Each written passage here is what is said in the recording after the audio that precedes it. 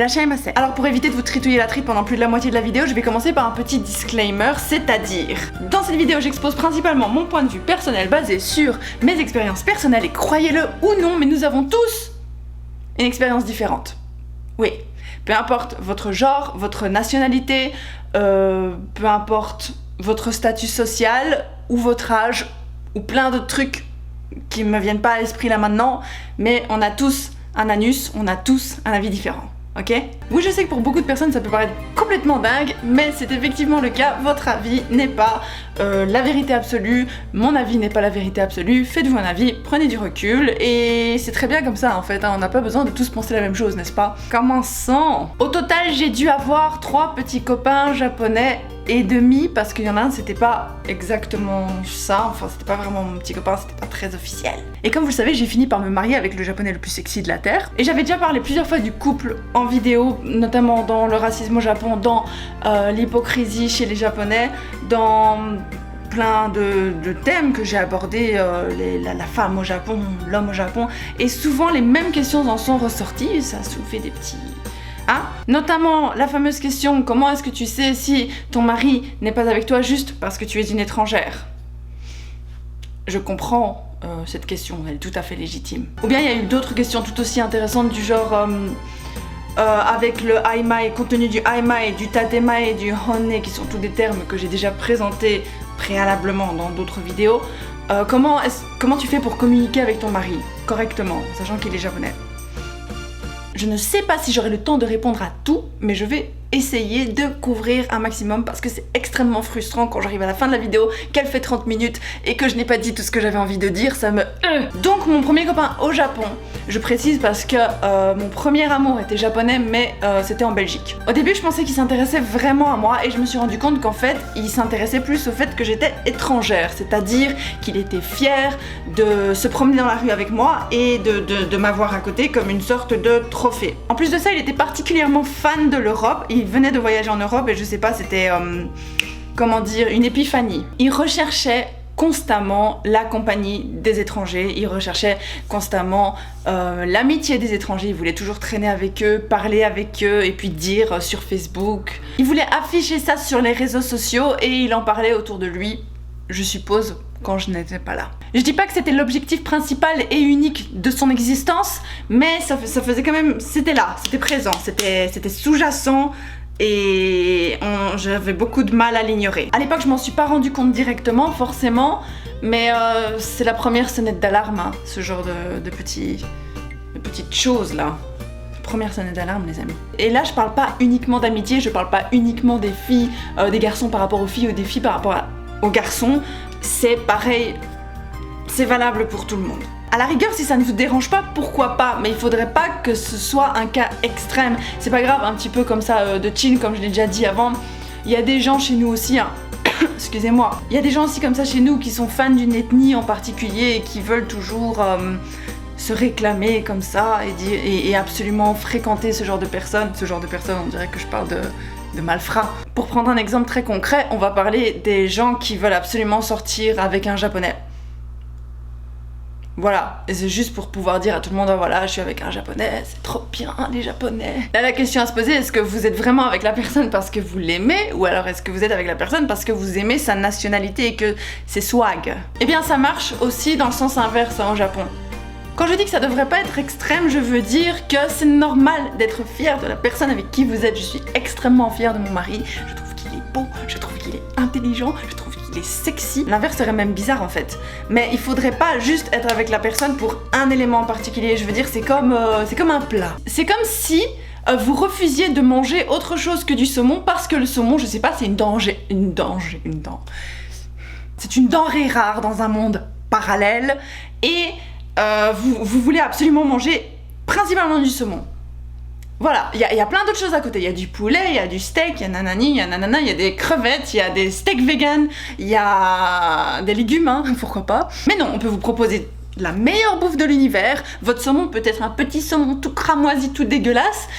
Vous allez quand même bouffer votre saumon juste parce que c'est plus stylé de manger du saumon que de manger des autres aliment. Et votre saumon pourrait goûter le vomi de lama, vous en avez rien à foutre, ce qui compte, c'est de manger du saumon et que tout le monde voit que vous mangez du saumon. Autour de ton saumon, il y a les side dish. Je sais pas si ça se dit comme ça, mais on va appeler ça comme ça, les side dish avec des petites salades, une petite salade César, une petite salade de patates. On dirait que quelqu'un a chié dans ton assiette, mais tu t'emballes l'avoine. Ici, dans cette métaphore extrêmement sexy, le saumon représente la nationalité japonaise dans le cas des occidentaux qui veulent absolument sortir avec des japonais parce qu'ils sont fans d'anime, parce qu'ils sont fans de machin, et ou bien le fait d'être étranger au Japon. Voilà, ça c'est le saumon. Les autres trucs à côté, ce sont d'autres aspects de ta personnalité, mais on s'en fout. Hein. Tout ce qui est important, c'est le fait que tu sois un beau saumon. La question que je vous pose ici, mesdames et messieurs, c'est est-ce que vous avez envie d'être ce saumon? Après, bien sûr, tu peux être fier d'avoir un saumon ou d'être un saumon, c'est pas un souci, mais il faut être un saumon de qualité supérieure. Il faut que le goût y soit, il faut que les side dish y soient, il faut que la salade de patates à côté soit exquise. Alors être un saumon, c'est très bien, mais ne laissez pas votre couleur de peau ou votre nationalité être plus importante que votre saveur. Maintenant, si vous êtes avec un japonais et que voilà, vous ne savez pas si cette personne est en fait un chasseur de gaijin, s'il s'intéresse juste au fait que vous soyez un joli petit saumon et qu'il n'en a rien à faire de votre ravissante petite salade de pommes de terre, eh bien, ne vous en voulez pas, ce n'est absolument pas de votre faute et profitez-en. C'est pas grave en fait, c'est pas quelque chose de grave, c'est juste à vous de savoir ce que vous avez envie, tout simplement.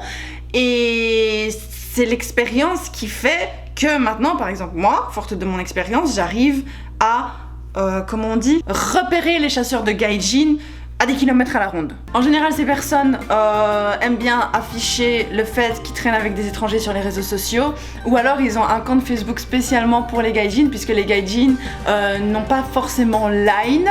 Line qui est en fait le réseau social japonais. Enfin, japonais. C'est américain aussi, je ne sais pas.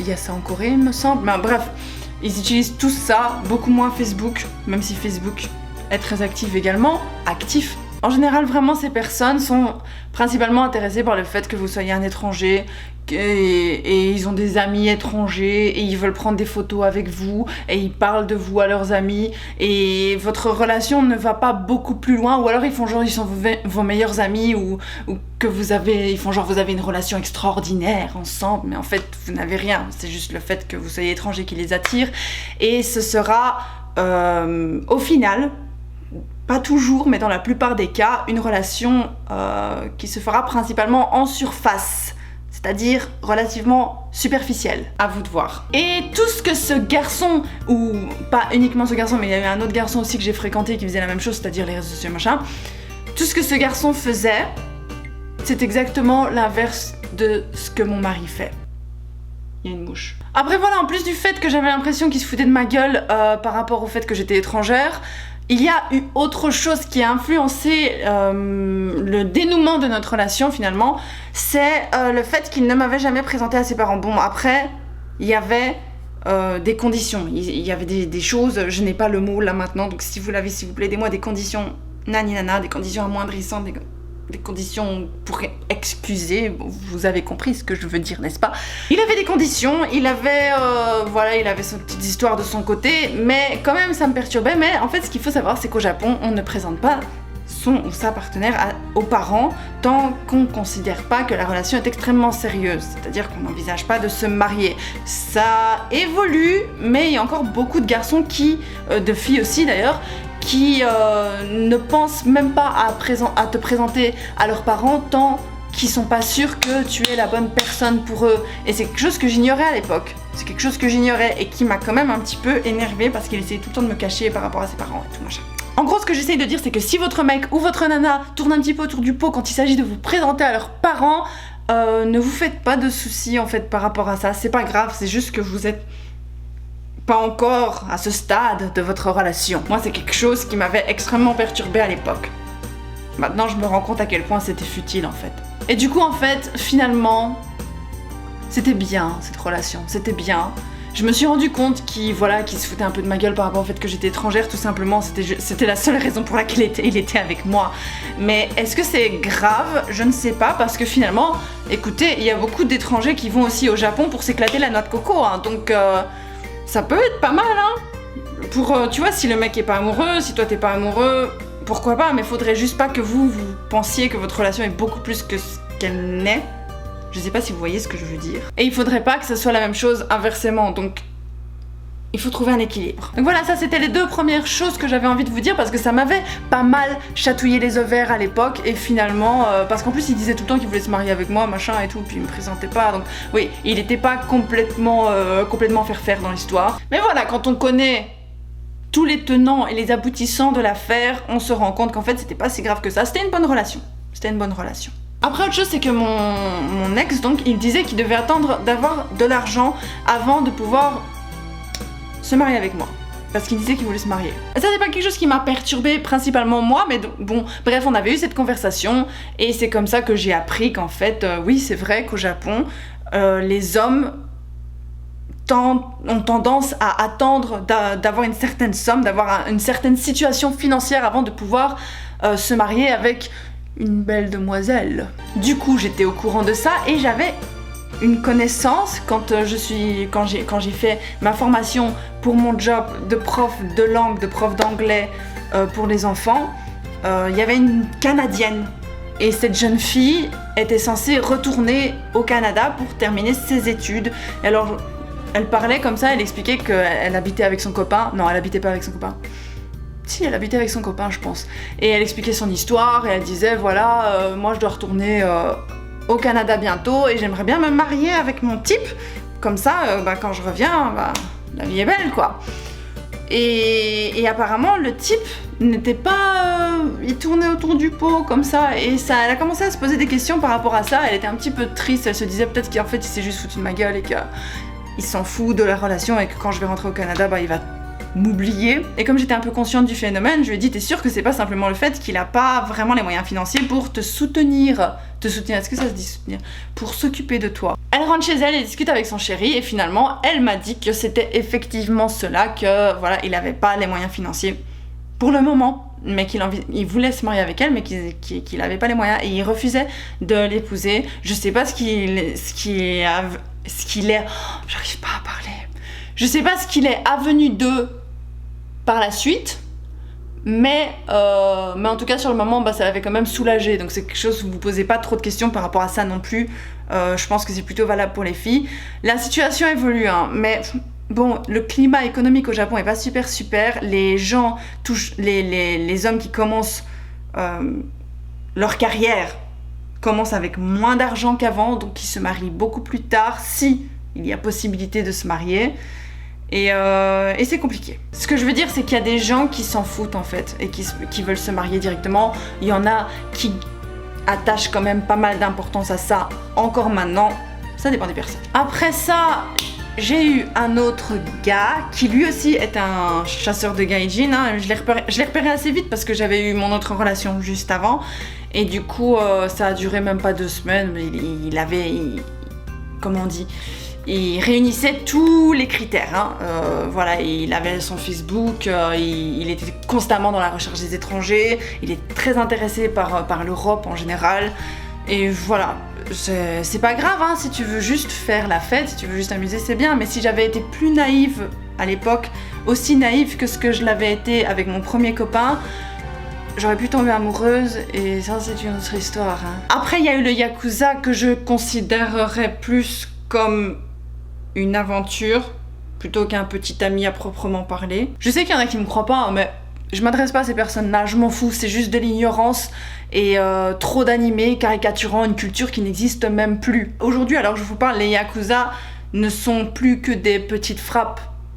Hein, ce sont pas des gros tueurs, il y en a pas mal dans les sociétés, enfin je veux dire, c'est pas quelque chose d'exceptionnel de croiser un Yakuza au Japon, calmez-vous. Bref, ce garçon-là avec qui je m'amusais bien, il avait ses chemises longues, machin, ce qui cachait ses tatouages, hein, et du coup, c'est au moment de passer à l'acte que je me suis rendu compte qu'en fait, il avait des tatouages. Et exactement comme mon ex d'avant, j'ai remarqué que quand j'ai dû confronter ce garçon à un problème qui était clairement là, genre est-ce que t'es un Yakuza? Et en plus à l'époque moi j'étais un peu c'est bien, je me disais oh mon dieu, un Yakuza, je vais mourir, mais en fait non. Quand j'ai dû le confronter à la réalité, à mes questions, il a juste ignoré. Hein. Et je sais qu'il y a beaucoup de choses, on pourrait juste dire ouais, c'est juste que c'est un connard, ou c'est juste que c'est sa personnalité à lui, machin bazar, mais j'ai l'impression que c'est quand même bizarre. Enfin, c'est quelque chose que c'est un schéma qui s'est répété, c'est ça que je veux dire, c'est un schéma qui s'est répété, et c'est pour ça que j'en parle, parce que sinon c'est un peu facile de dire ouais, c'est culturel. Alors on peut avoir toutes les excuses du monde hein, en disant ouais, c'est culturel, c'est parce que je suis latina, c'est parce que c'est bien. Pour moi, ça vient de la peur de la confrontation, la peur d'entrer dans un conflit. Et j'en avais parlé avec l'aimai, le tatemae, le honne, l'aimai qui fait que on va laisser une certaine ambiguïté quand on parle. Ça, c'est typiquement japonais de parler de manière extrêmement ambiguë pour laisser la libre interprétation à la personne. Il y a aussi autre chose dans la culture japonaise, c'est le chinmoku, c'est-à-dire le silence. Le silence est quelque chose de tout à fait naturel chez eux en fait, c'est juste un moyen de te laisser réinterpréter la situation comme tu veux ou de simplement pouvoir lire dans le silence, comprendre un silence. Un silence a énormément de sens en japonais. Donc oui, dans un premier temps je me disais espèce de petit connard. Mais je me suis rendu compte qu'en fait c'était quelque chose de culturel, je pense que c'est culturel. Et en fait dans ce cas précis, l'idée de ne juste pas répondre à certaines questions et répondre à d'autres questions hein, de manière tout à fait normale, tu vois, genre je lui pose une question en haut, est-ce que tu es un yakuza? Il va pas répondre, mais après je vais lui dire ça va, il va faire oui ça va et toi? C'est extrêmement frustrant, je vous le dis. Mais bon voilà, comme je l'ai dit, et maintenant avec le recul je me rends compte qu'en fait c'était ça pour mon premier petit copain, parce que mon premier petit copain je me suis vraiment énervée plusieurs fois quand je lui posais des questions et qu'il ne répondait pas, et que quand, allez, 2 minutes plus tard je lui posais une autre question, il me disait vas-y on se fait une raclette. Mais là du coup je comprenais, j'étais dans la compréhension, dans l'empathie, et je me suis rendu compte qu'en fait ce silence c'était une manière de me dire quelque chose de négatif qu'il n'avait pas envie de me dire, et j'ai pris le parti d'accepter ce silence, de respecter ce silence et de ne plus le contacter tout simplement parce que ça ne me convenait pas le fait qu'il soit yakuza. Conclusion, si il ou elle ne répond pas à des questions précises, ça veut tout simplement dire que cette personne essaye d'éviter de vous dire des choses, essaye d'éviter d'avoir à vous dire des choses, essaye d'éviter de se retrouver dans la situation où éventuellement elle devrait vous dire quelque chose. Et la raison pour laquelle ils n'ont pas envie de vous dire ces choses, c'est parce qu'ils n'ont pas envie de vous mettre en porte-à-faux, d'être mis en porte-à-faux. Ce qui signifie donc que c'est quelque chose de négatif, hein. Et voilà, tout simplement. Alors que le aimai, le principe du aimai, c'est de te laisser la liberté d'interpréter ce que la personne essaye éventuellement de te dire pour la protéger en fait, pour protéger les relations entre les gens. Et dans ce silence, il y a plusieurs types de personnes, ceux qui vont, tu sais, manière très, comment on dit, très occidentale de faire les choses, hein, qui ne dit mot consent. Hein, on a ce concept chez nous, genre oh, il répond pas, c'est pas grave. Tu vois, on va pas prendre le silence comme quelque chose de négatif forcément. Peut-être que la personne est occupée, peut-être que la personne machin bazar, peut-être qu'elle a pas vu mon message. J'ai l'impression qu'en tant qu'occidentaux, peut-être que je généralise trop, mais on va absolument vouloir chercher à entendre ce qu'on a envie d'entendre alors que la personne essaye de nous communiquer quelque chose de tout autre. Et voilà, faites juste attention à ça. J'ai envie de dire. Après ça, j'ai eu un autre copain vite fait qui était clairement avec moi juste pour apprendre l'anglais et ça m'a vite saoulé aussi. C'est à vous de savoir ce que vous recherchez dans votre relation, hein. Tout simplement, il n'y a pas de bien ou de mauvais, c'est pas grave que la personne soit avec vous pour apprendre la langue. C'est à vous de savoir ce que vous avez envie. Il y avait des garçons et des filles qui s'approchaient de moi et comme par hasard, ils apprenaient l'anglais ou le français. Voilà. Et ce sont des relations qui, dans mon cas, ne se sont pas très bien terminées parce que ça ne m'intéresse pas. J'ai un copain, j'ai un ami, je peux le dire que c'est mon ami. Lui, il apprenait le français, mais il était clairement pas avec moi pour ça parce qu'il me parlait à moi en japonais. Il me demandait juste parfois de l'aider à corriger des devoirs, mais je le faisais avec plaisir parce que lui, il aurait fait pareil pour moi de toute façon. Les Japonais sont très serviables en général, hein, c'est pas ça l'histoire. Mais voilà, de toutes les personnes qui m'ont approché, qui apprenaient le français, c'était vraiment cette personne-là, c'est un garçon qui est sorti du lot et avec qui je suis encore amie aujourd'hui. Ce que j'essaie de vous dire en vous expliquant ça, c'est que ces personnes ne sont pas forcément à fuir loin de là. Il y a des personnes dans l'eau qui vous apprécieront au-delà du fait que vous soyez un saumon. C'est-à-dire qu'elles vont s'approcher de vous parce que vous êtes un saumon. Ah, bonjour, tu parles français? Oui, je parle français, machin. Et puis après, elles vont aussi apprécier les petites salades de pommes de terre et de lentilles qu'il y a autour, c'est-à-dire votre personnalité et tout ce que vous avez à apporter à cette personne. Et cette personne aura également énormément de choses à vous apporter. C'est pas ça l'idée. Mais il y a tellement de personnes merveilleuses dans le monde qui sont susceptibles de... J'ai roté. Qu'est-ce que je disais? Des personnes qui sont susceptibles de vous apprécier, pas parce que vous êtes un saumon, au contraire, ils en ont rien à foutre du fait que vous soyez un saumon, mais parce que vous êtes vous. Et tout ça, ça viendra avec son lot de problèmes également. Alors qu'est-ce que j'entends par là? Quand une personne s'intéresse, s'approche de vous à cause de votre langue et de votre culture, parce que ça intéresse cette personne, et bien forcément, Captain Obvious, cette personne connaîtra un minimum votre langue et votre culture, et surtout, elle sera plus disposée à vous comprendre. C'est-à-dire qu'elle s'y intéresse à la base, donc elle va tout faire pour essayer de vous comprendre et d'apprendre de vous. Ce qui n'est pas le cas de mon mari. Il n'en a rien à foutre de la Belgique, il n'en a rien à foutre de la langue française, il n'en a rien à foutre de la culture occidentale. Et c'est pas grave ça, ses avantages et ses désavantages. Quelque chose qui me rassure et qui me convient personnellement, c'est que je suis certaine, c'est quelque chose qui me permet de savoir que Mohi, mon mari, n'est pas avec moi parce que je suis francophone, n'est pas avec moi parce que je suis blanche, n'est pas avec moi parce que je suis occidentale, ou que sais-je d'autre, mais qu'il est avec moi parce que je suis moi. Et ça, c'est quelque chose que j'apprécie grandement. Et vous pouvez pas imaginer tous les efforts, tous les jours, comme il se bat pour que je puisse me sentir comprise. Et Dieu sait que c'est compliqué. Ensuite, l'avantage de son côté à lui, en tout cas c'est ce qu'il a tendance à me dire, c'est que j'ai beau ne pas être une professionnelle de la langue et de la culture japonaise, il est quand même vachement content que je puisse comprendre et du coup accepter. Mais du coup, au final, c'est souvent à moi de lui expliquer que, voilà, je sais que chez les Japonais c'est comme ça, mais chez moi ce n'est pas comme ça. Et on est un couple, ce n'est pas, comment dire, ce n'est pas à moi de devenir japonaise. Pour lui, ça n'a jamais été mon objectif de devenir japonaise.